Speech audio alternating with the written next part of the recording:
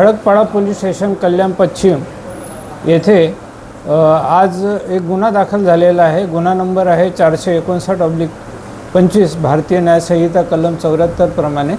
आज सकाळच्या सुमारास एक फिर्यादीने आमच्याकडे फिर्याद दिली की त्यांच्या घरामध्ये एका पुरुषाने प्रवेश करून त्यांच्याशी विनयभंग केलेला आहे। ती गुन्हा आम्ही दाखल करून त्वरित आमच्या तपास अधिकारी आहे खडकपाडा पोलीस स्टेशनचे अधिकारी वरिष्ठ पोलीस निरीक्षक श्री वाघमोडे साहेब यांच्या मार्गदर्शनाखाली तपास सुरू केला आणि तिथे अमित पवार नावाचे PSI आहे आमचे।